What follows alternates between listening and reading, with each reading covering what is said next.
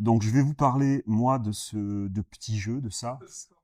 Je vais vous parler de ce petit jeu qui est le livre qui tient dans la paume de la main, le petit livre, le livre du temps. On l'appelle aussi le livre des sept tonnerres. Donc, en fait, c'est le jeu de cartes avec lequel on joue au poker, on joue à la belote, etc. C'est le jeu de cartes, peut-être, qui est quelque part le moins considéré aussi, qui est à la fois le plus universel, parce qu'il est connu vraiment dans le monde entier. Il y a tout le monde ici qui a fait une partie de cartes, qui a eu un jeu de cartes dans les mains une fois. Et en même temps, c'est un jeu qui est associé vraiment au divertissement en général, éventuellement au jeu d'argent aussi, au tour de magie. Donc finalement, qui est pas très bien vu, quoi, le jeu de 50 de cartes. Moi, tout ce que je vais vous dire, c'est vraiment un peu, ce jeu de 50 de cartes, c'est vraiment un peu le plus bas niveau des arts divinatoires, quelque part, tel qu'il est considéré. Et moi, tout ce que je vais vous dire, c'est pas quelque chose que j'ai inventé, c'est quelque chose que j'ai appris. Je suis parti vivre aux États-Unis. Bon, maintenant, ça fait assez longtemps. Ça fait plus d'une vingtaine d'années. Donc, j'ai vécu 10 ans aux États-Unis. Et j'ai découvert, on m'a prêté des livres, en fait, et j'ai découvert une connaissance cachée. Alors, j'ai pas vraiment découvert, mais j'ai juste découvert parce que en France, et même en Europe, il y avait absolument aucune publication, il y avait absolument aucun enseignement là-dessus, en fait. Et donc j'ai été vraiment fasciné, il y a quelque chose en moi qui s'est reconnu dans ce jeu de cartes, et donc j'ai appris tout ce que je pouvais apprendre, et j'ai même eu l'impression, j'étais parti aux États-Unis pour suivre des enseignements, et je pensais que j'allais finir ma vie aux États-Unis, et en fait, quand j'ai découvert ce jeu de cartes, j'ai eu l'impression que j'avais trouvé le trésor que j'étais allé chercher là-bas sans le savoir, et du coup que mon voyage s'arrêtait, et vraiment ça a été très net, et d'un seul coup j'ai pris la décision de rentrer en Europe en fait. J'ai pris la décision de rentrer en Europe, entre autres, parce que ce jeu de cartes, j'ai appris que le cœur, trèfle, carreau et pique, c'était les enseignes qui étaient dites françaises, donc elles étaient apparues ici. Et alors, non seulement ici en France, mais en Normandie. Ouais, donc je suis d'autant plus heureux de cette invitation, de venir parler de ça ici. Je m'étais dit, il y a 20 ans, il faudra que je vienne en Normandie pour voir le berceau des cartes à jouer, en fait. Et voilà, j'y suis. Donc, elle serait apparue à Rouen, en fait. Il y a deux pôles, donc dans la seconde moitié du XVe siècle, il y a deux pôles. Il y a le pôle de Rouen, en fait, et le pôle de Lyon, où il y avait des quartiers, parce que les cartes, tout de suite, il y a eu un engouement vraiment extraordinaire pour le jeu de cartes dans toute l'Europe. La France est devenue le grenier à cartes de l'Europe, donc il y avait des manufactures, des énormes industries, des centaines de personnes qui se spécialisaient dans la fabrication des cartes à jouer. Donc c'était des villes où il y avait déjà une industrie du textile qui était assez importante, donc ils avaient un travail avec les couleurs, et ils ont reporté ça en fait pour fabriquer des cartes à jouer. Et c'est devenu vraiment quelque chose d'énorme, en fait. Mais moi, je pense que c'est Rouen vraiment le point de départ. Et je vous montrerai pourquoi tout à l'heure avec les cartes, en fait. Voilà. Alors moi, ce que j'ai appris, ça vient de quelqu'un qui s'appelle Olney Richmond, qui est un Américain qui vivait à Chicago, donc dans les années, c'était la fin du 19e, à peu près. Et donc cette personne, Olney Richmond, il publie un livre et où il révèle ses secrets, où il révèle donc une sorte d'hermétisme appliqué, on pourrait dire, sur comment utiliser ce jeu de cartes. Il dit que le jeu de cartes, c'est en fait le livre du temps des anciens mages, il dit. Donc c'est un livre dans lequel tous les symboles, les cartes sont les symboles sacrés des anciens mages. C'est ce qu'il dit. Et c'est un livre, donc c'est un livre qui a 52 pages, et chaque page du livre, donc chaque carte, représente une combinaison d'influences astrologiques qui a été résumée dans un symbolisme géométrique. Alors, Olney Richemont, il dit que lui, il a reçu l'autorisation de ses supérieurs, on ne sait pas qui c'est, de parler, de rendre publique cette connaissance pour la première fois. Lui dit que cette connaissance, elle vient de extrêmement loin. Il nomme le continent mythique perdu de l'Atlantide. Il dit qu'ensuite, cette connaissance, elle s'est transférée en Égypte et en Mésopotamie, et que de l'Égypte et de la Mésopotamie, elle est passée par la Perse jusqu'en Inde. Et lui, il dit qu'il a été enseigné, qu'il est rentré en contact avec cette connaissance. C'était pendant la guerre de sécession, c'était un jeune soldat d'infanterie, et il a rencontré un officier français.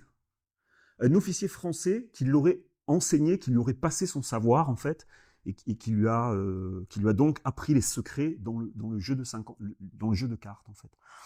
Euh, Alors, on avait intitulé cette conférence «L'imaginal du jeu de 52 cartes».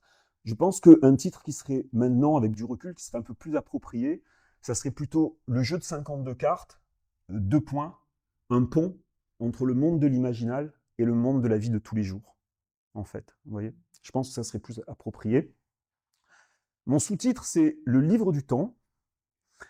Ça sera la première partie en fait de ma présentation. Et donc je vais vous montrer comme un cours presque, comment est-ce qu'on lit les cartes, comment on utilise les cartes à jouer selon cette tradition.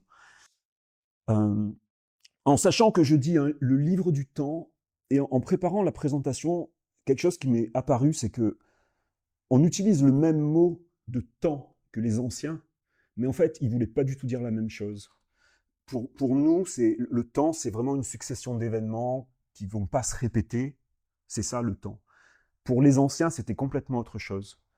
Pour les anciens, le temps, c'est quelque chose qui est cyclique déjà, qui se répète, et ensuite c'est quelque chose qui est vraiment chargé d'influence. Donc le temps, c'est la divinité, ou c'est même une partie de la divinité. Et en fait, chacun de nous, en ayant une date de naissance, en étant apparu à un moment donné dans le temps, on est aussi un morceau de ce temps, et on est aussi un morceau de cette divinité, en fait. Et donc on est dans complètement autre chose que ce qu'aujourd'hui on entend, même si on utilise le même mot, en fait. Donc je vais vous parler de ça, et on dit que c'est un livre du temps, parce que donc ces 52 cartes, c'est possible de les utiliser comme nous on a l'habitude en général quand on parle de cartomancie d'utiliser les cartes, c'est-à-dire qu'on va mélanger les cartes, donc on va leur infuser notre magnétisme personnel, on va le mettre dans le jeu en les manipulant, et ensuite on va tirer des cartes qui vont nous donner des réponses aux questions qu'on peut avoir éventuellement.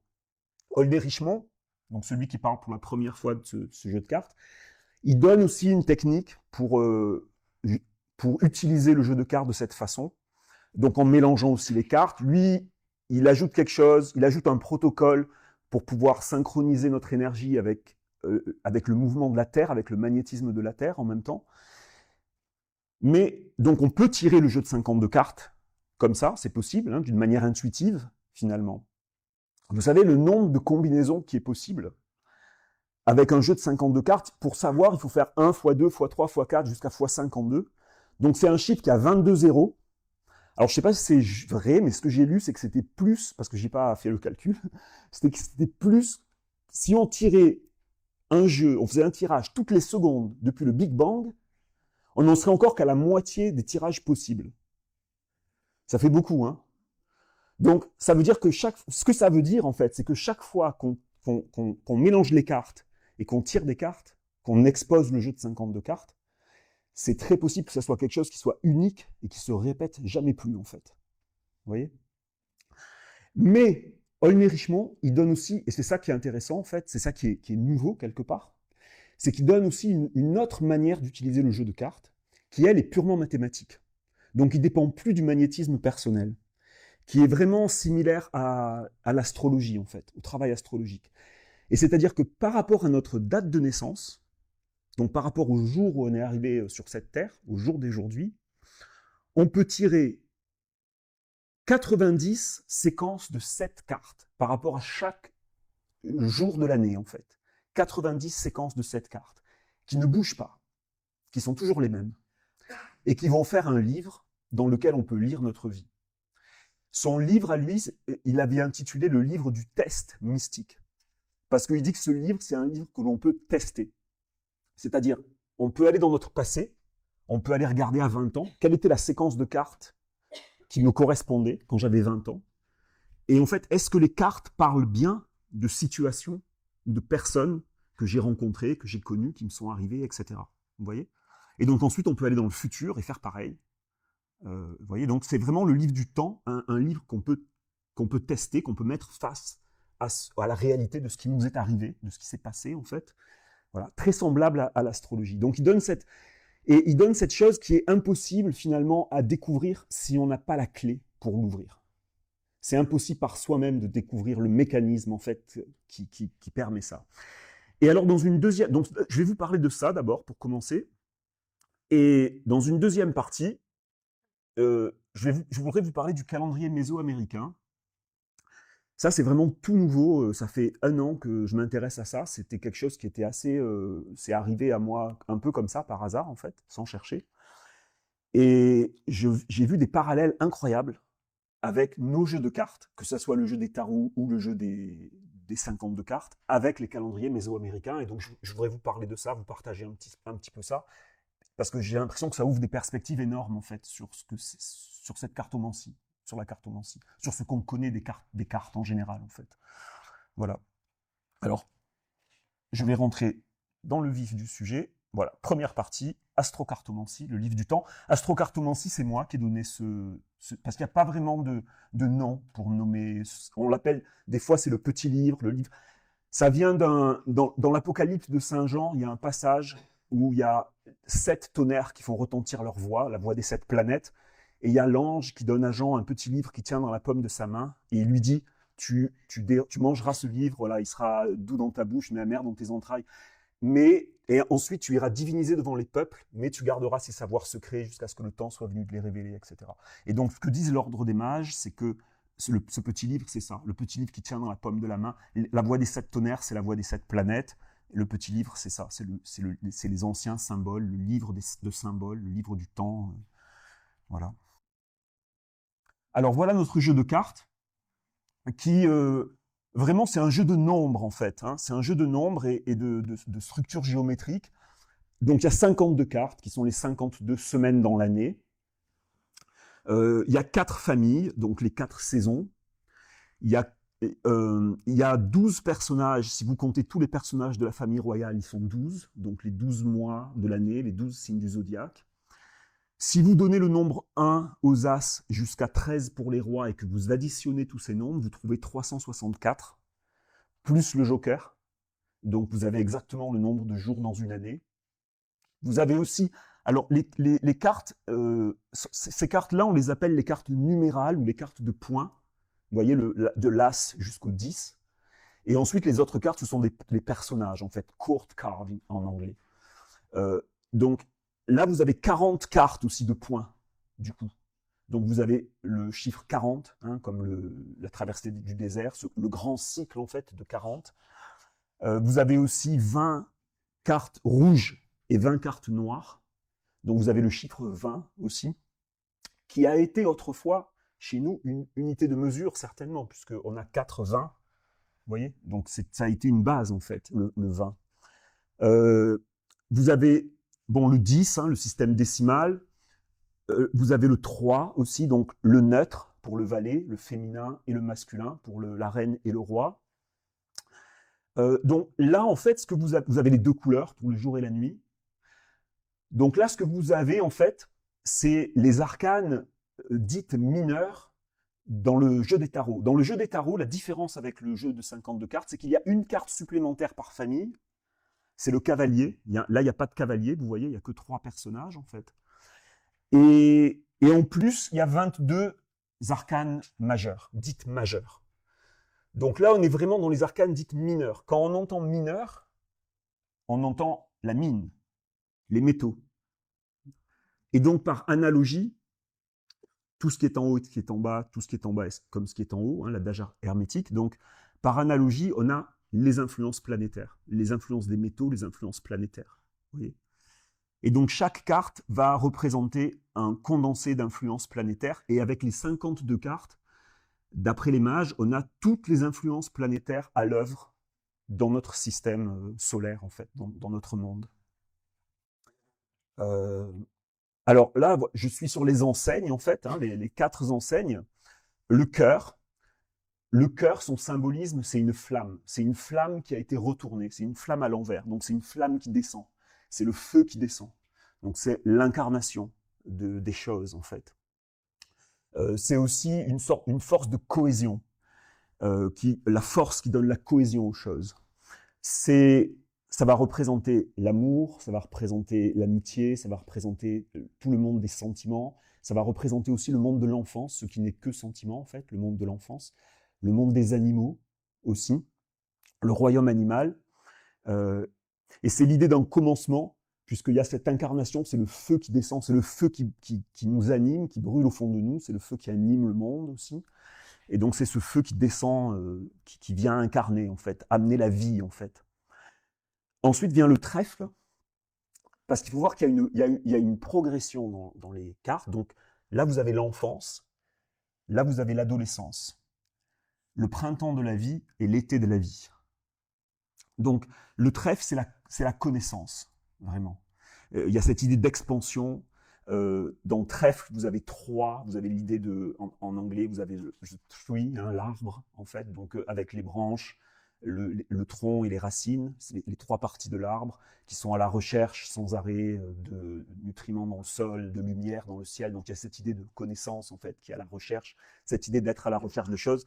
Le symbole lui-même, c'est juste la feuille de trèfle qui couvre les champs l'été, et donc c'est un symbole pour la connaissance universelle. On peut dire que c'est aussi lié au monde du druidisme. On a le Triskel, les trois mondes, donc le numéro 3 qui est inscrit dans le 3, et les druides qui allaient chercher leur connaissance dans les forêts, auprès des arbres. Donc ici, on a le monde végétal. Et par expansion, on a aussi le fleurissement de la conscience. On a la conscience avec le trèfle, vous voyez. Ensuite, on passe au carreau. Le carreau, en anglais, on le dit diamond. Donc c'est vraiment le diamant en fait. C'est les valeurs, c'est ce qui est le plus précieux finalement. C'est la pierre, c'est les pierres précieuses. Vous voyez. Donc ça va être un symbole pour la richesse. La forme, c'est un losange. Dans losange, on entend ange. Donc il y a cette idée de l'esprit qui est manifesté dans la matière en fait. Et il y a cette idée d'organisation aussi avec le carreau. Donc ça va représenter les valeurs, mais aussi l'argent, les finances, le commerce. Et tout ce qui est la construction, l'organisation, la construction, le carreau. Et puis enfin, ouais. Et enfin, vous avez le pic. Le pic, son symbole, c'est le gland. C'est le gland qui est planté dans la terre, et dans lequel en potentiel, il y a tout l'arbre en fait qui va sortir. On dit que dans le pic est contenu à la fois le cœur, le trèfle et le carreau, que toutes les familles sont contenues à l'intérieur de lui. C'est aussi, le pic, c'est la force de dissolution des choses. Vous voyez toutes les anciennes portes qui ont cette forme, ici, il y en a partout, même dans le château, là, je crois, qui ont cette forme de pic, en fait. C'est la forme de pic, donc c'est la porte, c'est le passage de l'autre côté. Vous voyez c'est aussi la mort, c'est aussi, le symbole, c'est le gland, et c'est aussi la bêche qui est faite pour creuser la terre. Et donc, on va retourner à la terre, et en même temps, ça représente le travail aussi. Le travail, il est lié au travail, et donc à ce qui est dur. Ça va être les épreuves de la vie, et donc aussi la santé. Voilà, donc ça, c'est tout le symbolisme.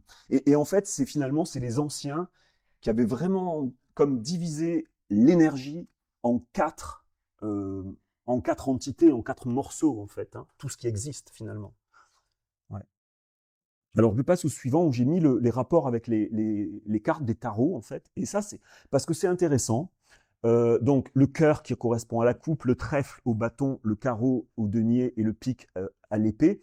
Ce qui est intéressant, c'est les éléments qui sont associés, parce qu'on n'associe pas les mêmes éléments au tarot qu'au jeu de 52 cartes. Dans le jeu de 52 cartes, la progression des éléments qui est associée, je vous ai dit que le cœur, c'était le feu, c'est la progression alchimique. C'est l'ordre alchimique des éléments, c'est-à-dire c'est du plus léger au plus lourd, au plus dense. Vous avez le feu, l'air, l'eau et la terre. Alors que dans le tarot, c'est une autre progression. Ici, il est associé à l'eau. Le cœur, il est associé à la passion, donc le feu, les sentiments, mais ça peut être le courage, ça peut être l'amour pour sa patrie aussi. Vous voyez, donc en ce sens, vous avez le feu ici. Mais en même temps, les émotions, même les sentiments, sans doute, c'est quelque chose dans lequel on peut se noyer aussi. Et donc ici, vous allez avoir l'eau comme représentation du symbole qui correspond en fait, la coupe. Vous voyez aussi comme là, vous avez des symboles abstraits, et là, par contre, ce sont vraiment des objets concrets. Comment on est comme dans deux plans différents, en fait, dans deux mondes différents. Avec le trèfle, vous avez l'air, c'est l'expansion des idées, l'inspiration aussi. Mais ici, vous avez le feu avec le bâton. Parce que les idées aussi, elles avancent par débat, elles avancent par contradiction. Vous voyez ? Donc et d'ailleurs, le trèfle est gouverné par la planète Mars, donc une planète liée au feu. Le carreau, lui, c'est la substance universelle. Donc c'est l'eau. C'est de là que sortent toutes les formes, quelque part. Mais en même temps, c'est aussi la richesse. Et donc, en tant que richesse, le denier, lui, va être gouverné par l'élément terre. C'est dans la terre qu'on trouve les richesses. Vous voyez? Il faut faire un peu une gymnastique, hein, c'est ça? Le pic, lui, le pic, c'est ce qui est le plus dur, c'est les épreuves. Donc, c'est la terre. C'est vraiment le travail. C'est dur de travailler la terre. Mais par contre, les épreuves, c'est ce qui donne à réfléchir, c'est ce qui donne à se remettre en question aussi. Donc, l'épée, ça va être, au contraire, l'air, les pensées. Vous voyez? Vous voyez cette gymnastique? Et alors, ce qui est intéressant, c'est que vous avez l'ordre alchimique en haut, et par contre, ici, si vous mettez la correspondance avec des emblèmes, en fait, l'eau, c'est tous les signes du zodiaque d'eau. Donc, par exemple, les poissons. Le feu, les signes du zodiaque de feu, le bélier. La terre, le taureau. Et l'air, les gémeaux. Vous voyez, donc ici, vous avez une progression qui est astrologique des éléments. Peut-être c'est trop. Ça va? Ça va? Donc vous avez une progression qui est astrologique, c'est-à-dire qui va du plus léger au plus lourd, en fait. Vous voyez, c'est des extrêmes. On va d'un extrême à un autre extrême. Alors que là, on va dans une progression. Et moi, ce que ça me fait penser, c'est que ça nous montre que derrière ça, déjà, il y a une science.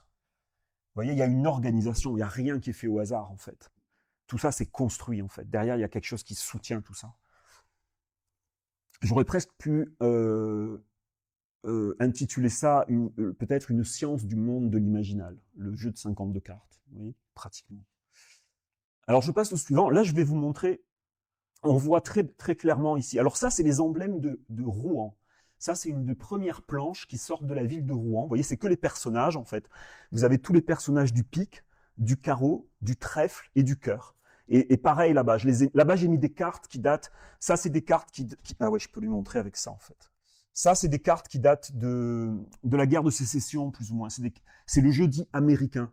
Parce qu'ensuite, les jeux se sont séparés entre les cartes dites françaises, qui étaient plutôt les cartes de Lyon, d'ailleurs, qui exportait les cartes plutôt en Europe centrale, et le jeu de Rouen, qui lui exportait les cartes plutôt justement en Angleterre, mais aussi dans les pays nordiques, jusqu'en Russie, etc.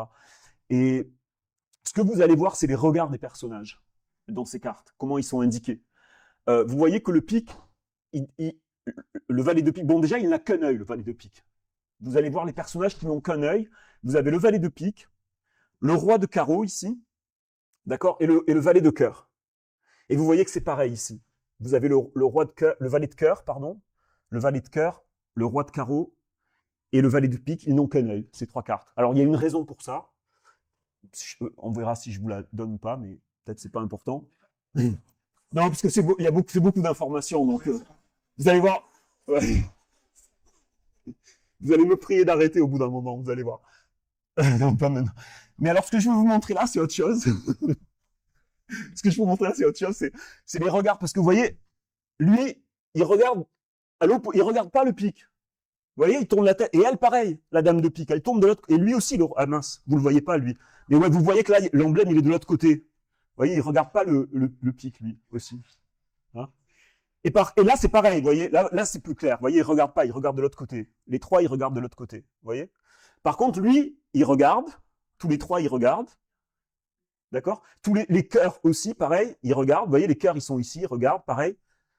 Et le trèfle, lui, le valet, il regarde pas. Par contre, la reine, elle regarde et le roi, il regarde. D'accord? Alors, l'explication de ça, c'est qu'en fait, le carreau et le cœur. Le carreau, c'est la richesse, c'est la beauté, c'est les valeurs. Le cœur, c'est l'amour, l'amitié, l'affection. Donc, c'est des choses qu'on aime. Donc, ils regardent, ils sont face à l'emblème, vous voyez. Par contre, celui-là, ouais, ça, c'est le travail, c'est le labeur, c'est la santé, c'est la maladie. Non, ouais, on regarde. Et voilà, donc tous les trois, ils regardent de l'autre côté, quoi. Ils peuvent pas voir. Et le valet, ici, l'idée, c'est que le roi et la reine, ça, c'est la connaissance. Donc, le roi et la reine, ils sont responsables, ils sont mûrs, ils regardent la connaissance, ils sont prêts à prendre leurs responsabilités. Le valet, c'est le jeune prince ou princesse dans la cour royale. Vous voyez, il a pas envie ouais, il a envie d'en faire qu'à sa tête, en fait. Voilà, c'est ça. Donc, il détourne le regard. Vous voyez ce qui est inscrit là? Et donc, pour moi, ça, ça, c'est les cartes que Aulnay Richemont utilisait en fait à l'époque. Vous voyez qu'il n'y a pas encore les nombres dessus. Il y a vraiment que les personnages en fait. Ça, c'est l'époque où les personnages étaient entiers. On voyait même leurs jambes en fait. Tout. Et ensuite, il y a eu cette époque où les quartiers ont commencé à mettre 2 personnages de chaque côté, qui expriment aussi. Ça fonctionne dans le langage symbolique parce que ça exprime une dualité en fait de chaque carte aussi. Mais donc, ce qui est intéressant, c'est que voilà, on voit la continuité des portraits de Rouen avec les portraits du jeu de cartes que maintenant on connaît, qui est universel, parce que ça, c'est vraiment le jeu de cartes qui est sur les ordinateurs, sur chaque programme Windows, un jeu de cartes avec qui on peut faire des réussites. Vous voyez, donc ça, c'est ces portraits-là, en fait. Vous voyez, on voit vraiment la continuité. Alors que le jeu de cartes français, alors est-ce qu'il l'a perdu? Ou est-ce que c'est qu'il avait une autre interprétation? Je sais pas. Ça, je sais pas. Mais en tout cas, il a plus le même. Les personnages regardent dans des positions différentes. Le sens que je viens de vous lire là, il est perdu en fait avec les cartes dites françaises. Vous voyez? Alors la suite. Alors voilà, ça c'est comment est-ce que les cartes se positionnent dans l'année. C'est-à-dire que selon votre date de naissance, il y a une carte qui va vous représenter. Alors vous pouvez voir quelle est votre carte. Vous voyez qu'on commence avec les piques. On commence avec la carte avec le roi de pique, donc la carte la plus grande du jeu, la 52e carte du jeu. On pose tous les piques, et ensuite on pose tous les carreaux, donc on va à l'envers en fait. Et ensuite on commence avec les trèfles. Et le mois suivant, ça c'est pour janvier. Et le mois suivant, on décale de 2 cartes. Donc on commence, au lieu de commencer avec le roi, on commence avec le valet. Et on va comme ça peu à peu, vous voyez, en juillet, il reste plus qu'une seule carte. Il reste que l'as de pique. Vous voyez, enfin, excusez-moi, une seule carte du pique. Et par contre, il y a les cartes du cœur qui ont commencé à apparaître. Et donc en décembre, il y a toutes les cartes du cœur qui sont là. C'est le seul mois où il y a toutes les cartes du cœur qui sont là. Par contre, il n'y a plus du tout de cartes du pique ici. Vous voyez?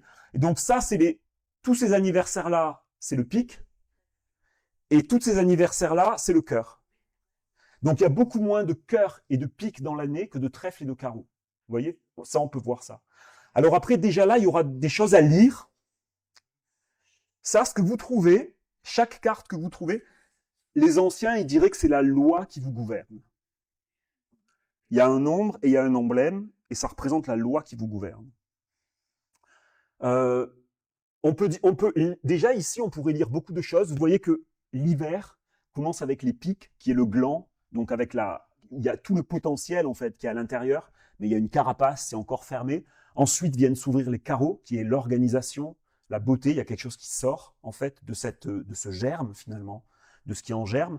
Ensuite vient le trèfle, qui est le fleurissement, donc c'est la fleur qui arrive, c'est le fleurissement de la conscience. Et enfin vient le cœur, qui est l'essence en fait, l'essence intime des choses, le fruit quelque part, qui est révélé. Vous voyez, ça c'est aussi une disposition. Pour moi, c'était intéressant. Quand je suis arrivé en France, de retour en France, je me suis intéressé aux mégalithes. Et à Karnak, vous connaissez les alignements de Karnak, et c'est le même principe, c'est-à-dire que ça commence avec des pierres. Le premier alignement, il a des pierres très très grandes, et puis peu à peu, les pierres diminuent.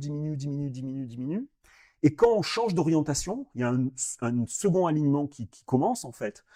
On a encore au départ des grandes pierres, mais elles sont un peu moins grandes que les premières. Et puis à nouveau, ça vient diminuer. Vous voyez? Donc là, c'est le même principe. On commence avec la plus grande carte, le roi de pique, et puis peu à peu, on diminue. Mais quand on diminue. Mais quand on change de mois, donc comme avec les alignements, on change d'orientation quelque part, c'est une nouvelle énergie qui rentre en jeu. On descend de 2 cartes, donc on revient sur des cartes hautes, mais un peu moins hautes. Et puis à nouveau, on descend. Vous voyez? Jusqu'à ce que l'essence se réalise complètement. Alors le 31 décembre, c'était la carte du Joker. C'est-à-dire qu'il n'y avait pas de carte le 31 décembre. On disait que c'était le jour mystère où tout peut arriver. C'est le jour où les cartes sont rebattues, en fait. Donc, avec ce système-là, c'est impossible de lire quelqu'un qui est né le 31 décembre. Il y a quelqu'un? Waouh! C'est les valets des valets, en fait. C'est le valet, ça veut dire qu'ils peuvent jouer n'importe quelle carte. Vous voyez, ils représentent le mystère. Ils sont le mystère, quoi. Ouais. Le Joker, il y a aussi 4 anniversaires. Il y a le 2 de cœur, l'as de cœur, le roi de pique et la dame de pique qui n'ont qu'un seul anniversaire dans l'année. Donc c'est assez rare à rencontrer. Quand vous en trouvez un, ouais, vous le questionnez, vous savez, vous apprenez son histoire, vous voulez tout savoir de lui. Voilà. Ça fait un peu ça me faisait penser aux 5 jours en dehors du temps qu'il y a dans ces calendriers, autant égyptiens que ouais, méso-américains, etc., égyptiens, ouais. 5 jours en dehors du temps qui viennent compléter l'année de 360 jours, en fait, l'année parfaite. Voilà, Hypagomène, ouais, merci. Il y a aussi, vous voyez, après on peut lire plein de choses là-dessus. Moi, ce que je lis, par exemple, septembre et octobre commencent avec un 10 de carreau et un 8 de carreau, c'est les plus grandes cartes d'abondance matérielle. Vous voyez, dans le carreau, dans la richesse, le 10 et le 8, c'est vraiment l'abondance. Et c'est les mois des moissons et des vendanges. Vous voyez, par exemple. Le mois de juillet, il commence avec l'as de pique. L'as de pique, c'est une carte très particulière. C'est la carte qui représente tout le jeu de cartes. C'est la carte qui représente le secret. C'est la carte qui représente la transformation, la mort et la renaissance. Et le mois de juillet, c'est le mois dit de Thoth, qui était le régent de la Lune, donc qui gouverne les cancers. Voilà. Et donc on commence avec l'as de pique. J'ai autre chose plus triviale, mais peut-être pas, c'est le 14 février. Vous voyez le 14 février, le valet de carreau. Pour nous, c'est la Saint-Valentin. Est-ce que ça vient de là, le valet et la Saint-Valentin? Pourquoi Saint-Valentin? C'est le Saint-Valet, en fait. Je sais pas, hein, voilà. Mais est-ce que ça vient de là? Ouais, alors ça, c'est intéressant aussi, le jour le plus long et le jour le plus court, parce que ce sont deux neufs. Donc, les neufs, c'est la fin de quelque chose. C'est le 9 de cœur et le 9 de trèfle. Et donc, c'est comme si c'était vraiment, il représentait la fin d'un cycle, en fait. J'ai le 21 juin et le 22 décembre, en fait. 21 juin et 22 décembre. Ouais. La fin d'un cycle, en fait. Voilà. Alors après, il y a une formule mathématique pour trouver quelle est sa carte. C'est-à-dire pour retrouver par rapport à sa date de naissance. Alors, pour le faire, attention, sortez vos esprits mathématiques. ou téléphone portable. Non. Mais en fait, la formule, c'est très simple. On prend le mois, on le multiplie par 2, on ajoute les jours, et on soustrait à 55. Ouais, c'est super simple. Hein. On ajoute, alors je vous fais un exemple. Aujourd'hui, on est le 5 juillet. Donc, on prend le 7, c'est le mois de juillet. On fait 7 fois 2, 14, plus 5, puisque c'est les jours. On est le 5 en juillet. D'accord? On est le 5 juillet, donc, ouais, 19. Et après, on fait 55 moins 19. Et on va trouver 36. Pourquoi 55? Ça, c'est arbitraire. Ça vient dans la formule, c'est arbitraire, en fait. Ouais. 7 fois 2 plus 5, moins 55. Ou 55 moins ça. Voilà. Et donc, on trouve 36. Et donc, le jour d'aujourd'hui, c'est la 36e carte dans le jeu. Donc, le jeu commence avec les cœurs, l'enfance. Donc, il y a 13 cartes en cœur. Il continue avec les trèfles, l'adolescence. Donc, 26, ça va être le roi de trèfle. Donc, 39, 13 cartes plus loin, c'est les carreaux. C'est l'âge adulte, en fait, la maturité. Et donc, 36, c'est 3 cartes avant, ça va être le 10 de carreau. Donc, aujourd'hui, c'est l'énergie du 10 de carreau. Ouais, l'abondance. Ouais, l'abondance, et vous allez voir, le 10 de carreau, c'est une carte spéciale aussi. Là, on rentre dans la manière de positionner les cartes. Vous voyez que là, c'est... Vous avez trouvé votre carte, vous voulez... L'ordre des cartes est là, c'est-à-dire que vous voyez, là, toutes les cartes sont placées...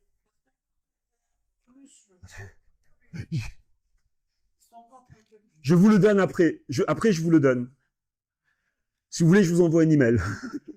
C'est bon. Donc, en fait, voyez, ici, on place les cartes dans un tableau. Ça, c'est le secret. Ça, là, on commence à rentrer dans le secret qui est impossible à deviner. On place les cartes dans un tableau de 7 rangées, de 7 colonnes. Vous voyez?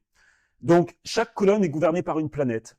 Mercure, la première rangée, Vénus, Mars, Jupiter, Saturne, Uranus et Neptune. On place d'abord tous les cœurs. On lit toujours de droite à gauche et en descendant. Donc, on a d'abord l'enfance, vous voyez les cœurs, tous les cœurs. Quand on arrive au bout de on descend ici. Ensuite commencent les trèfles, donc l'adolescence de la vie. Ensuite, les carreaux, hein, l'âge adulte. la maturité, et ensuite les pics, la vieillesse, le dernier âge de la vie, l'hiver de la vie, en fait. Quand ça fait 49, 7 x 7. Donc les 3 dernières cartes, on vient les placer ici, tout en haut. On dit qu'elles couronnent le tableau. Ces 3 dernières cartes, elles sont indépendantes des planètes. Vous voyez, ça c'est comment est-ce que c'est ce langage en fait de la cartomancie. Donc là, on peut calculer, si on a 36, et ben 36, on va tomber sur, vous allez voir, le 10 de carreau, il est ici. Donc déjà, on peut lire quelque chose ici, parce qu'il va correspondre, vous voyez, à la ligne d'Uranus, ici, et à la colonne de Mercure. Donc déjà, on peut lire quelque chose sur ce 10 de carreau, en tant que combinaison d'influences astrologiques de Uranus, qui est la planète de l'originalité, la planète du progrès, et Mercure, la planète de l'analyse, voilà, le jeu. Donc on peut lire quelque chose sur... Après, il y a un symbolisme ici qui est purement géométrique dans chaque carte. Je ne sais pas si je rentre dans tout, mais vous voyez, l'as, c'est le désir de quelque chose. Mais il y a aussi la solitude avec l'as. Le 2, c'est le partenariat, la complémentarité ou l'opposition. Le 3, vous êtes au centre et vous voyez 2 possibilités de chaque côté. Vous voyez, c'est comme ça que c'est inscrit. Ils l'ont dessiné comme une ligne droite, pas comme un triangle. Donc on est au centre, donc ça peut être à la fois la créativité, mais à la fois aussi le doute, l'indécision. Vous voyez ? Le 4, c'est le gardien, donc c'est la sécurité, la stabilité, aux 4 coins, mais aussi l'enfermement éventuellement. Le 5, par contre, il y a un obstacle qui vient au milieu. Donc il y a de l'insatisfaction. Et on veut aller aux 4 coins en même temps. On est au centre et on veut aller aux 4 coins en même temps. Vous voyez, ça c'est le 5. Donc c'est le voyage, c'est le changement. Le 6, par contre, on est allé partout et on a compris qu'en fait le chemin est intérieur. Donc tout est organisé parfaitement, c'est la responsabilité. Ça dessine un chemin qui est aussi un canal par lequel on peut recevoir des messages. Il y a cette idée de 3 et 3, de perfection. Vous voyez ? Le 7, par contre, il y a un obstacle qui arrive ici. Donc d'un côté, il y a un obstacle et c'est fermé. Ça veut dire sur le plan matériel, c'est fermé. Par contre, sur le plan spirituel, ici, c'est ouvert. Donc on peut avoir les plus grandes réalisations, mais pour ça, il faut avoir un changement de point de vue. C'est vraiment une carte de changement de perspective, en fait, le 7. D'obstacle et de changement de perspective. Le 8, par contre, c'est tout plein. Donc c'est le pouvoir. C'est le pouvoir total. Le 9, il y a un obstacle au centre, mais il est au centre, on ne peut pas passer. C'est la fin. Ça peut se vivre comme une déception ou ça peut se vivre comme une complétion, une complétude. Quelque chose. Le 10, on est au centre et on est entouré. Vous voyez, c'est un recommencement, le 10. C'est un 1 avec un 0, il y a un recommencement de cycle, en fait. Donc on est entouré c'est un succès avec quelque chose, le 10. Et nous, on est au centre. Là, par exemple, le 10 de cœur, on sera entouré de gens, parce que les cœurs, c'est des personnes. Donc on est entouré de personnes. Le 10 de carreau, ben, on est entouré d'abondance. Vous voyez, on est entouré de diamants, en fait. On est entouré de valeurs, d'abondance. Le 10 de trèfle, de connaissances. On est entouré de connaissances. Ouais. Parfois, ça peut même être trop. On peut trop penser, on peut trop... voilà. Et après, vous avez le valet, qui est la jeunesse, donc aussi le fait de faire ce qu'on veut. Il y a une très grande intelligence chez les valets. La reine, c'est le côté féminin. Nourricier, le roi, c'est l'autorité, en fait, le côté masculin. Voilà. Une fois que vous avez ce tableau-là, ça, c'est le premier tableau, en fait. C'est l'ordre qu'on appelle l'ordre naturel des cartes, ou l'ordre spirituel aussi, c'est-à-dire c'est la manière dont l'énergie circule dans l'univers. C'est le monde invisible aussi, ça, quelque part. Ça représente la perfection qui se situe dans l'invisible. Là, j'ai mon jeu qui est organisé de cette manière. Vous voyez, j'ai l'as de cœur, qui est la première carte, et le roi de pique, qui est la dernière carte. Donc, on prend son jeu dans sa main, comme ça, et il y a une manière de couper les cartes particulière. On va faire 4 paquets en 3 par 3 par 3 par 3 par 3. Et après avoir coupé les cartes de cette manière-là, on va obtenir ce nouveau tableau. Vous voyez ce nouveau tableau où on dirait que si on réétale les cartes, on dirait qu'il y a un chaos ici, que tout est dans le désordre, mais en fait, il y a un ordre à l'intérieur. Et ça va représenter le moment de la manifestation dans le monde. Ça va représenter la naissance des choses. Donc, quelle que soit la carte que vous avez, elle va avoir sa place ici. Ça, ce qui est extraordinaire avec ce système, pour moi, c'est que ça, c'est la charte astrologique de votre naissance. Mais avec les cartes, en fait, vous avez absolument tout ce qui a une date de naissance dans ce monde qui apparaît sous votre même angle de vue, en fait. Vous pouvez tout rentrer dedans, quoi. Vous voyez ? Donc vous pouvez tout de suite voir des comparaisons, voir s'il y a des cartes qui sont proches l'une de l'autre, voir, vous voyez, tout de suite vous pouvez lire des choses. Vous voyez qu'il y a des cartes qui n'ont pas changé de place. Le roi de pique, il est toujours à la même place, il n'a pas bougé. Le valet de cœur, il n'a pas bougé non plus. Le valet de cœur, il a une place spéciale, il est exactement au centre de la croix. Vous voyez, c'est l'archétype du Christ crucifié. Vous voyez le valet de cœur ? C'est le don de soi par le sacrifice, en fait. Vous voyez que notre 10 de carreau, aujourd'hui, où est-ce qu'il s'est placé ? Exactement au centre. Il s'est placé au centre de tout, ce qui est la carte Jupiter. Jupiter. Vous voyez ? La plus grande abondance. Alors, j'ai cherché qui était né aujourd'hui. C'est vrai ? Oh, magnifique. Magnifique. Ouais. Bon anniversaire. Ouais. Magnifique. Ouais. Donc, j'ose plus rien dire là, du coup. Non. Non, bah apparemment. Ah bon, 10 de carreau aussi, 2 10 de carreau. Donc vous voyez, enfin, ici, vous êtes au centre du monde. Vous voyez ? Vous êtes au centre du monde.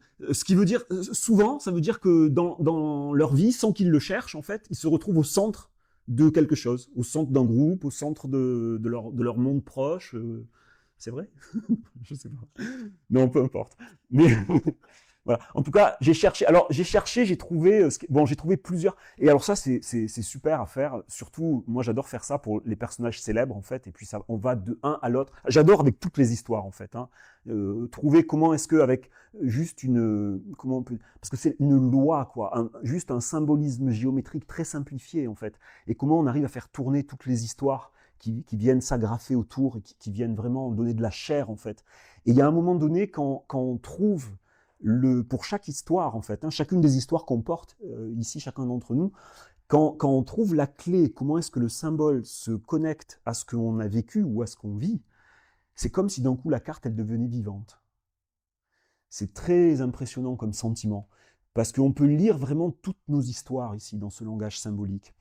Le 10 de carreau, moi j'ai trouvé Jean Cocteau, qui était né vraiment un 5 juillet, qu'on appelait le prince des frivoles, Jean Cocteau. Alors j'ai trouvé ça intéressant, parce que c'est cette influence Jupiter. Donc il y a cette chose d'être dans le monde, en fait, avec Jean Cocteau. Ça m'a fait penser à hier soir, la présentation de Yann, où on a vu Jupiter, il y avait Saturne qui était élevé à la fin de l'œuvre, et puis il y avait Jupiter qui était en bas, en fait. Donc c'est comme si on avait fait tomber voilà, le prince des frivoles. Alors après, il y a beaucoup d'autres choses, parce qu'après, vous pouvez lire, c'est infini, en fait. Et c'est ça qui est passionnant. Par exemple, j'ai lu que Jean Cocteau, très jeune, il avait eu du succès, et il avait remplacé la coqueluche de l'époque. J'ai lu juste sur la fiche Wikipédia, hein, je connais pas, j'ai pas lu de biographie de Jean Cocteau vraiment, mais j'ai lu qu'il avait remplacé la personne qui était la coqueluche des salons mondains parisiens. Et cette personne, c'était une reine de trèfle. Et vous voyez qu'il a pris la place, le 10 de carreau, il a pris la place de la reine de trèfle. Vous voyez ce que je veux dire ? Donc, ça, c'était intéressant, par exemple. Ça a été aussi, j'ai lu qu'il avait été l'amant d'un jeune poète, qu'ils avaient été très très proches, très fusionnels, en fait. Et cette personne-là, c'était aussi une reine de trèfle. Vous voyez ? Donc ça, j'ai trouvé ça intéressant. D'autres personnes qui sont des 10 de carreau, mais qui ne sont pas du même anniversaire, qui ne sont pas des cancers, 10 de carreau. J'ai trouvé Dalida, qui était aussi une Capricorne, elle, l'opposé, en fait. Hein, Capricorne. Alors, elle, ce qui était intéressant, sa première chanson, j'ai vu qu'elle avait chanté à l'Olympia, elle avait comme ouvert l'Olympia, en plus, c'était vraiment l'ouverture, ça s'appelait « Étrangère au paradis ». Et je me suis dit, mais en fait, Jupiter, c'est le paradis, quoi. voyez, c'est la plus grande abondance, en fait. C'est la plus grande chance. Et elle était étrangère au paradis, quoi. Elle était dans le paradis, elle était entourée, mais elle s'y trouvait étrangère. Et ça, alors l'idée d'étrangère, c'est un as, le 10. Vous voyez, parce qu'il y a le 1, c'est un 1 avec un 0. Et donc forcément, il y a quelque chose de la solitude avec l'as. Vous voyez, donc ça, j'avais trouvé ça intéressant. J'avais trouvé ça intéressant aussi, parce qu'ensuite, on va lire les 7 cartes qui suivent cette carte.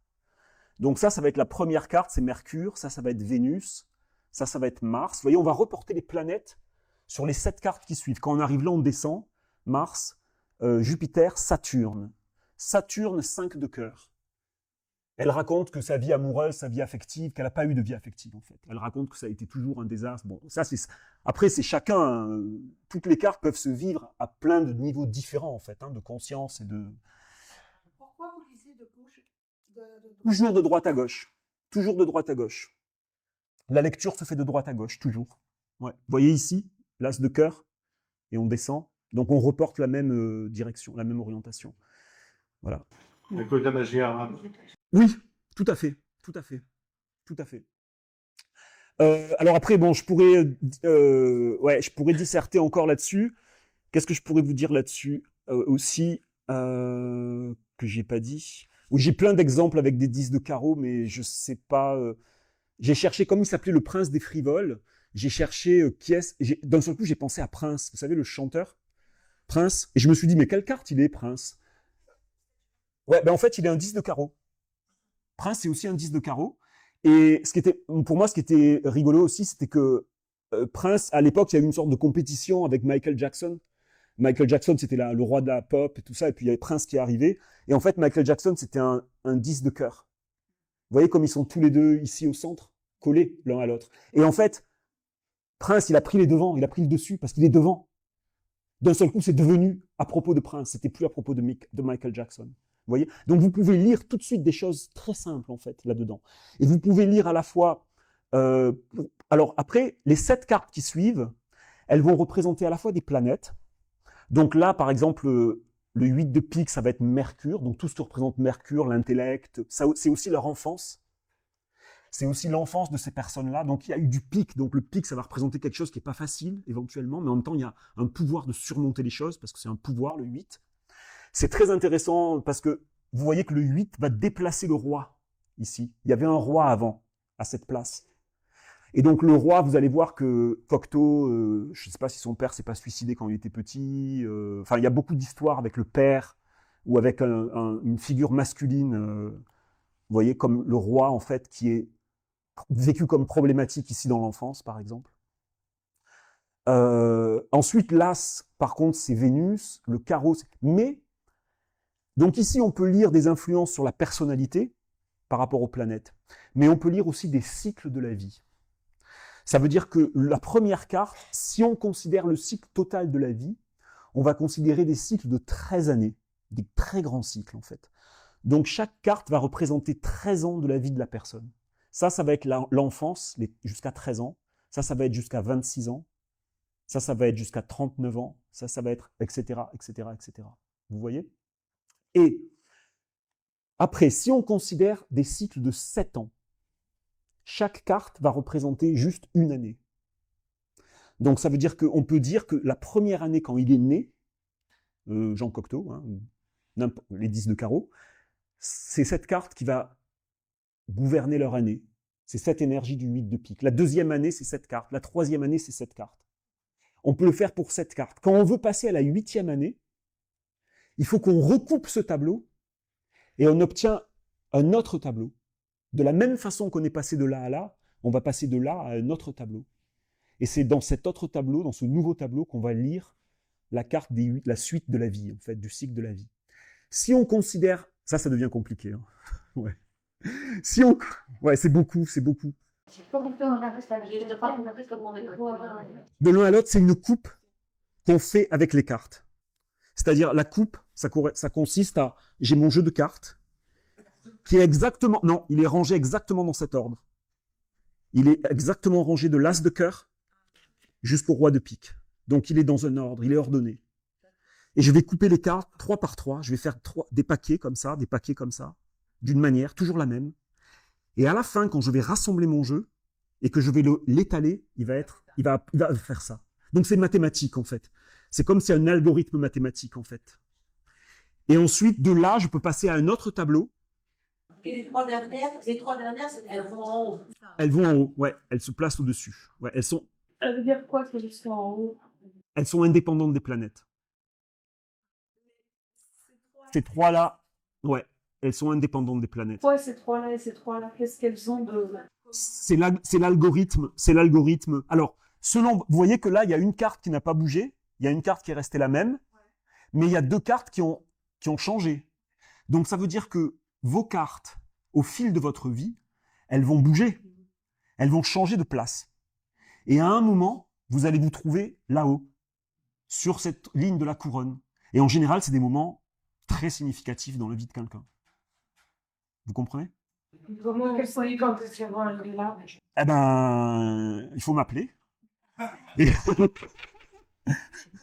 non. Alors, moi, j'ai un site internet sur lequel j'ai mis la possibilité de rentrer votre date de naissance et de voir tous les tableaux qui constituent votre vie. Et donc, de pouvoir voir toutes les cartes qui correspondent à chaque cycle de votre vie, etc. Voilà, vous pouvez faire ça avec mon... 5 minutes?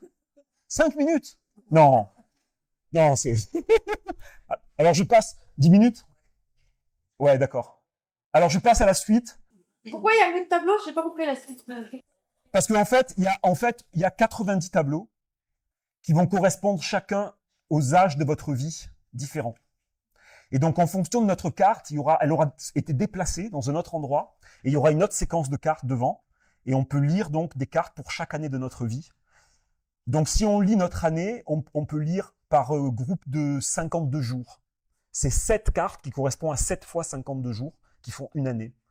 Et donc, on peut lire avec des dates précises, à partir de notre date d'anniversaire, quelle est l'énergie qui est à ce moment-là dans notre vie, l'énergie ou les personnes aussi, parce que les personnes sont représentées par des cartes, vous voyez. Donc, on a un système qui est incroyable, qui est dans notre tradition, ici, qui est une véritable science du temps, en fait. Vous voyez, avec ce jeu de 52 cartes. Alors, je peux quand même aller sur... merci. Parce que, désolé, voilà, là, je voulais vous montrer juste que ça, c'est l'année des 36 ans. Vous voyez, c'est un autre tableau donc de 36 ans, mais peu importe. Voilà, parce que j'ai noté, vous voyez, ça, c'est ma carte. Ça, c'est ma carte, en fait. Et donc, ça, c'est les 7 cartes qui suivent ma carte à 36 ans. Et c'est juste, je montrais ça parce que j'ai fait un livre avec où il y a ce tableau, donc je l'ai repris, c'était facile. Parce qu'à 36 ans, moi, c'est le moment où j'ai découvert cet enseignement, en fait, sur les cartes. Et à 36 ans, vous voyez que cette place, ici, où il y a ma carte qui s'est positionnée, c'est l'as de pique qui est là. Et l'as de pique, c'est lui qui représente cette connaissance cachée, vous voyez, qui est d'ailleurs dessiné différemment de toutes les autres cartes. Vous avez vu qu'il était... il est représenté sur un fond noir en blanc au lieu du contraire. Alors après, je vais vous parler le plus brièvement possible du tonal powali, c'est-à-dire le compte du temps. C'est le calendrier mésoaméricain, en fait. Alors, dans le calendrier mésoaméricain, ils ont un calendrier qui est basé sur 13 nombres. La première chose, quand je découvre ça, c'est que leur grand cycle, c'est un cycle de 52 ans. Donc, c'est-à-dire que c'est les 52 cartes. À 52 ans, il y avait la fête du feu nouveau, ils détruisaient les temples et ils les reconstruisaient. Ils éteignaient tous les feux et ils réallumaient les feux. Donc, c'était vraiment le grand cycle du temps, 52 ans. 52 ans, 52 cartes dans le jeu. 13 nombres. Les nombres, ils étaient représentés par des oiseaux, en fait par des êtres zélés, par des oiseaux. Ce qui est super intéressant, le 1 et le 2, ils sont représentés par des colibris. Le 3, le faucon, la caille, le corbeau. Le 7, il est représenté par un papillon. C'est le seul qui n'est pas un oiseau, c'est un papillon, l'âme. Pour les mages, le chiffre 7, c'était le chiffre de l'âme aussi. Après, vous avez encore des oiseaux. Le 8, c'est l'aigle, l'élévation. Si vous avez vu dans les cartes, le 8 de carreau, il est tout en haut du tableau. C'est vraiment celui qui regarde d'en bas. L'élévation, l'aigle. Le 9, c'est la dinde, le don de soi. Le 10, c'est la chouette. Mais surtout, le 11, le 12 et le 13, ils se différencient de tous les autres nombres. Ce sont des oiseaux précieux. C'est le perroquet, le quetzal, qui exprime le plus bel oiseau, en fait, et la perruche. Donc, ils distinguent les trois derniers, ils ont 13 nombres, et ils distinguent les trois derniers exactement comme dans le jeu de cartes. Vous voyez? Le valet, la reine et le roi. Le perroquet, le quetzal et la perruche. Alors après, ça, c'est l'autre numéro. Ça, c'est le 20, c'est le chiffre 20. Ils avaient, en fait, le 52, il est créé parce qu'ils avaient deux calendriers. Ils avaient un calendrier de 365 jours, comme nous, mais qui était divisé en 18 mois de 20 jours. Donc vous avez le chiffre 20. Ça fait 360 plus 5 jours hors du temps, comme les Égyptiens. Ça, c'était le calendrier de la Terre. Mais il disait que la Terre avait un calendrier, mais que l'espèce humaine avait aussi son calendrier. Et que le calendrier de l'espèce humaine était différent du calendrier de la Terre. C'était le calendrier qui correspondait à la gestation. Chaque espèce avait son propre calendrier. Donc le calendrier de la gestation, c'était 9 mois. Pour eux, c'était 260 jours. Donc 260 jours, c'était 20 fois 13. Et donc, ils avaient ce chiffre 20, mais aussi ce chiffre 13, mais aussi ce chiffre 20. Le chiffre 20, il était représenté par des glyphes. Ça, c'est dans toute la Mésoamérique. Hein. C'est ce que vous connaissez comme le calendrier maya, mais ils ont des signes différents. Mais ça, c'est le aztèque, ou zapotèque, ou mixtèque, d'accord? Ça vient tout d'une origine beaucoup plus ancienne, qui est l'origine dite des Toltecs, des hommes de connaissance qui habitaient cette partie du monde à cette époque-là, d'accord? Mais parmi ces 20, donc ils les divisent, vous voyez, ils les divisent en 4 quintiles, en 4 fois 5. Et pour nommer les années, ils en choisissent 4 parmi ces 20. Et ils choisissent ces 4-là, la maison, Kali, le lapin, Toshtli, le bambou, le roseau, Akatl, et le couteau de sacrifice, Tekpatl. Et donc toutes les années, il va y avoir 13 années Kali, 13 années lapin, 13 années roseau et 13 années couteau de sacrifice. Et ça fait 4 fois 13, ça fait le cycle de 52 ans. Vous voyez? Alors, bon, ça vous vous en occupez pas. Je les ai mis ici, les sigles. Le lapin, le monde animal, le cœur. Le roseau, le bambou, le monde végétal, le trèfle. Le couteau de sacrifice, le pic. D'accord? Les épreuves, ce qu'il faut couper de notre vie, etc. Le carreau, l'organisation, la structure, la maison. C'est incroyable. Alors ça m'a fait penser, je me suis dit en fait, nous on a le nombre 13 dans le jeu de 52 cartes, mais où est le nombre 20 dans notre... Parce qu'on a eu ce calendrier à base de 20 et de 13, nous aussi. En tout cas, on a eu le 20 qui était comme une base numérique dans notre numérologie, ou dans notre façon de compter le temps. Alors je me suis dit, où il est ce 20? Et d'un coup, il m'est apparu, je me suis dit, mais en fait, le 20, c'est les arcanes majeurs dans le tarot. Il y a 22 cartes. Alors, je me suis rappelé de cette façon de poser les arcanes du tarot, que j'avais vachement aimé. J'ai trouvé ça dans un livre, je me souviens plus, j'ai pas fait la recherche. Mais vous voyez que le monde, qui est la 21e carte, elle était posée à l'Epcar, parce qu'elle représentait la totalité du jeu, en fait. Vous voyez, donc il la sortait du jeu. Et le mat, qui lui n'a pas de nombre, il était aussi sorti du jeu, parce qu'il représente l'indicible, l'innommable, etc., ce qui est sorti du jeu. Ou alors, il est inclus dans le jeu comme étant l'autre face de l'arcane qui n'a pas de nom, mais qui est nombré. Vous voyez, l'arcane sans nom. Donc c'est comme si vous avez l'arcane qui n'a pas de nom et l'arcane qui n'a pas de nombre. Et toutes les deux, ce sont les deux faces d'une même médaille, en fait. D'accord? C'est la mort et le voyage de l'âme, en fait. Donc, si vous sortez cette carte, vous obtenez 20 cartes.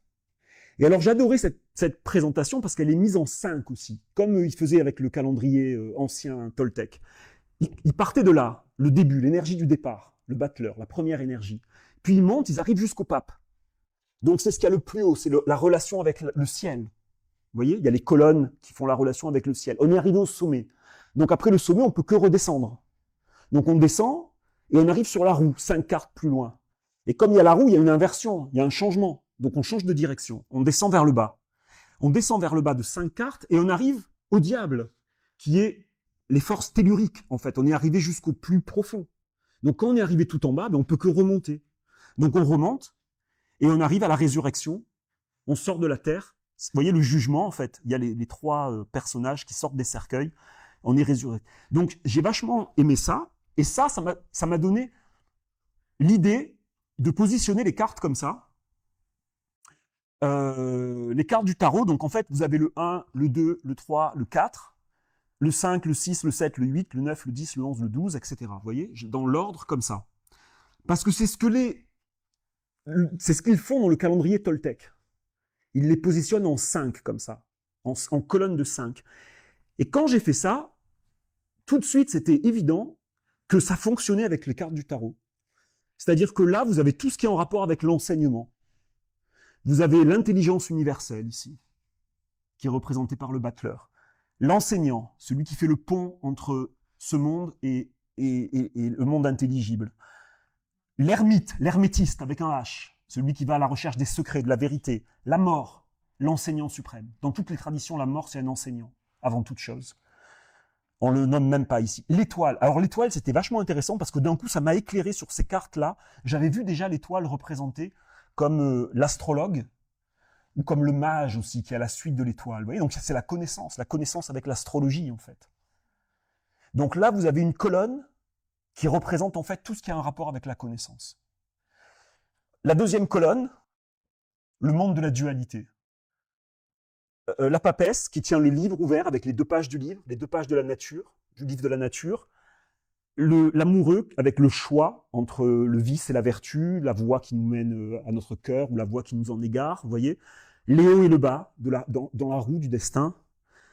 La tempérance qui vient balancer, équilibrer en fait les forces.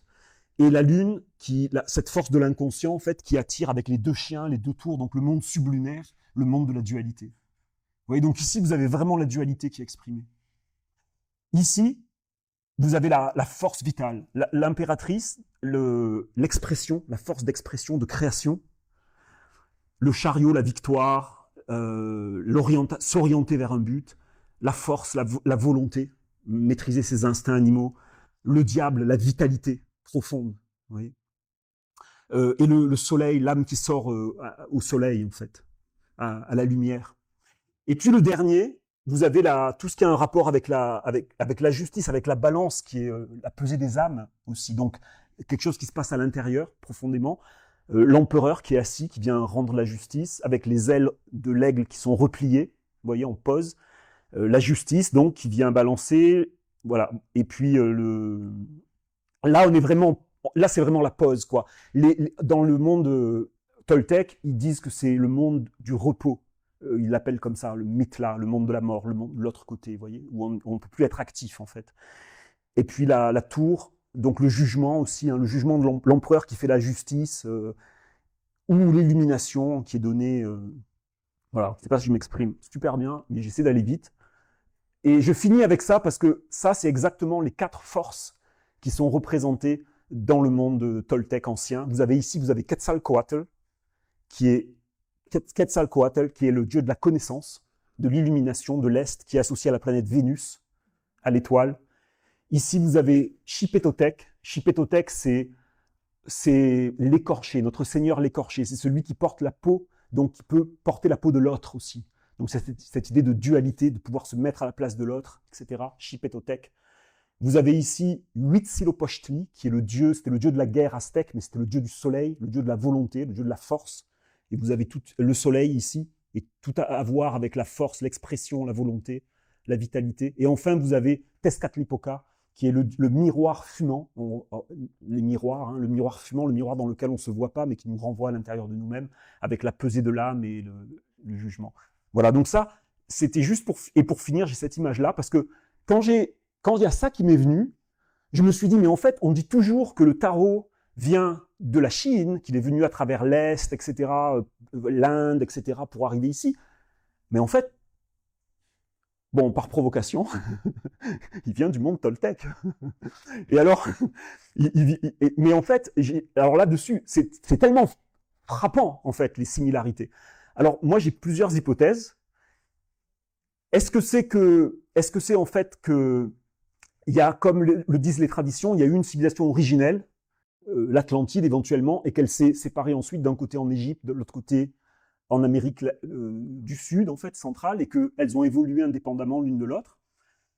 Mais est-ce que c'est qu'il y a eu peut-être aussi, il y a eu des contacts entre notre monde occidental et le monde toltèque. Alors j'ai entendu sur la vidéo de Philippe Liénard qui parlait des Templiers, et il disait que les Templiers étaient en contact avec les Vikings, et que les Vikings avaient déjà voyagé, et que les Templiers avaient sûrement voyagé dans le Nouveau Monde. Donc est-ce qu'ils auraient ramené, est-ce qu'il y aurait eu des échanges entre des sages de ces traditions, et qu'ils auraient ramené quelque chose ici en Normandie? Pourquoi pas? Et que ça serait apparu à Rouen après sous la forme du jeu de cartes. Est-ce que c'est aussi qu'il y a eu des... Ça, c'est ce qui est clair, c'est qu'il y avait des échanges déjà anciennement entre l'Amérique centrale et la Chine. Ça, d'après vous, c'est qui? C'est un Chinois. C'est un Chinois, hein? Et ben ça, c'est une statue qui est au musée d'anthropologie de Mexico. Voilà, ouais. Mais non, mais c'est un Chinois. C'est un Chinois, ouais. Mais il est au musée d'anthropologie de Mexico. Pardon? Japonais. Ou japonais, en tout cas très, très clairement asiatique, voilà. Donc voilà, et ça c'est une statue qui a je ne sais pas combien de centaines d'années, voire de milliers d'années. Hein. Et qu'ils ont trouvé quelque part. Au Mexique.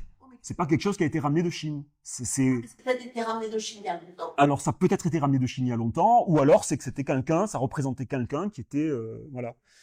Voilà. Et je me suis même demandé, parce que les jeux de cartes apparaissent en Occident, donc là on est entre le milieu du 14e et le milieu du 15e, et en fait la découverte de l'Amérique, ça se passe aussi à peu près à ces époques, un peu plus tard, un siècle plus tard, ou quelque chose comme ça.